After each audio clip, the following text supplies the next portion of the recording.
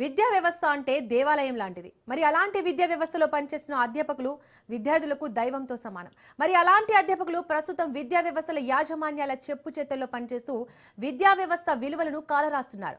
నేటి విద్యా వ్యవస్థ ప్రమాణాలు మంట కలిసిపోతున్నాయి. ఓ ప్రైవేటు యూనివర్సిటీలో విద్యార్థి పట్టపగలు ఆ యూనివర్సిటీ భవనంలో ఒంటిపై పెట్రోల్ పోసుకొని చనిపోతే కారణాలు ఏమైనా కానీ కనీసం ఆ కాలేజీ యాజమాన్యం ఆ కుటుంబ సభ్యులకు ఏమాత్రం భరోసా కల్పించకుండా యూనివర్సిటీ యాజమాన్యం వ్యవహరించిన తీరు ప్రస్తుతం ఆ కాలేజీ విద్యార్థులను ఆగ్రహానికి గురిచేస్తోంది.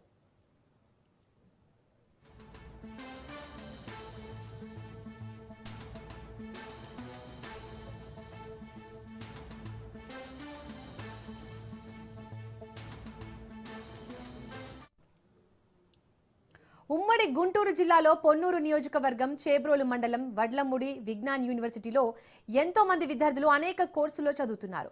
లావు రత్తయ్య విజ్ఞాన్ యూనివర్సిటీకి పునాది వేశారు. మరి అలాంటి యూనివర్సిటీలో బీటెక్ థర్డ్ ఇయర్ చదువుతున్న నల్లూరి రాఘవేంద్ర వెంకట్ అనే విద్యార్థి యూనివర్సిటీ భవనంలో ఒంటిపై పెట్రోల్ పోసుకొని చనిపోయిన ఘటన అటు విద్యార్థులను ఇటు తల్లిదండ్రులను తీవ్రంగా కలిసివేసింది. తాను ఒంటిపై పోసుకున్న పెట్రోల్ డబ్బాను సెక్యూరిటీ ఎందుకు పసికట్టలేకపోయారనే అంశం ప్రశ్నార్థకంగా మారింది. కానీ యూనివర్సిటీ యాజమాన్యం పోలీసులు దర్యాప్తు చేయకముందే విద్యార్థి ప్రేమ వ్యవహారం, మరోపక్క ఫైనాన్స్ ప్రాబ్లమ్స్ ఉన్నాయని అందుకే ఈ ఘటనకి పాల్పడ్డారని వెల్లడించడంపై ఆశ్చర్యానికి గురిచేస్తోంది.